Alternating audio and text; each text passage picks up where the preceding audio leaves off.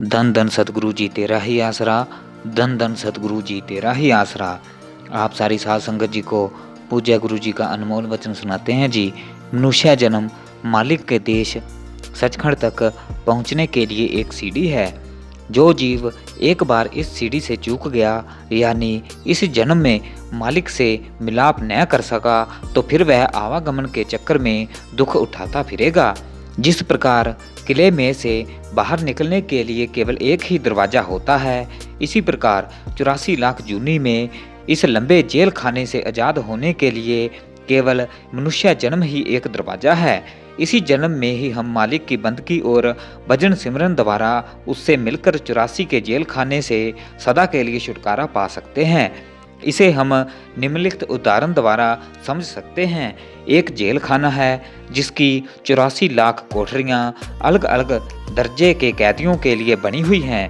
इस जेल खाने से बाहर निकलने का केवल एक ही दरवाज़ा है।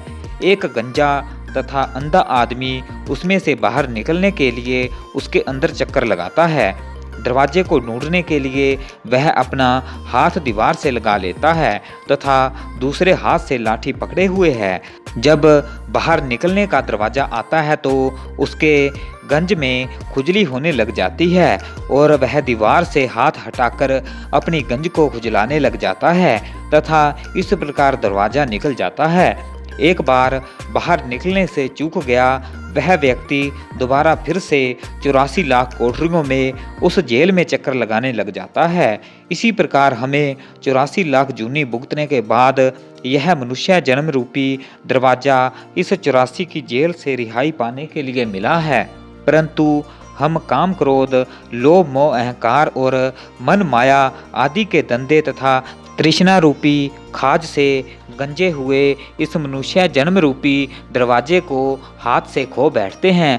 परिणाम यह होता है कि जहाँ से हम भटक कर आए थे उसी में फिर जा पड़ते हैं।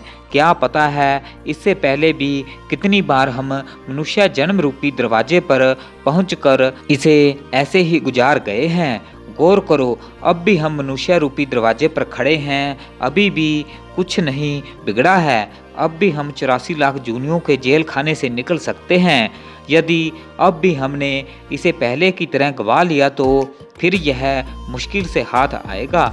84 की इस लंबी जेल से रिहाई पाने के लिए इस कलयुग में केवल एक ही साधन संत सतगुरु की शरण लेकर नाम की कमाई करना और शब्द अभ्यास द्वारा अपनी सूरत को अंतर शब्द के साथ जोड़ देना है।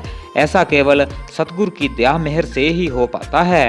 संत महात्मा जीव को समझा बुझाकर नाम जपने की युक्ति नाम का तरीका बता देते हैं, जिसके अभ्यास से इसके मन से सभी संशय और सभी भ्रम आदि दूर हो जाते हैं तथा जीव अपने अंदर ही मालिक को प्रत्यक्ष देख लेता है।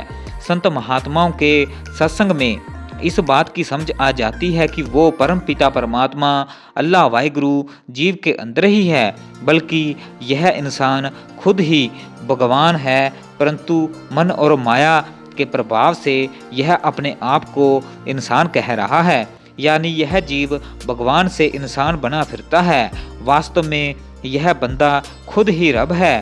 केवल आवश्यकता अपने आप को तथा अपनी आत्मा को पहचानने की है। जब बंदा अपने आप को पहचान लेता है तो फिर बंदे और रब में कोई अंतर नहीं, बल्कि फिर यह बंदे से रब अर्थात इंसान से भगवान बन जाता है। धन धन सतगुरु जी तेरा ही आसरा, धन धन सतगुरु जी तेरा ही आसरा।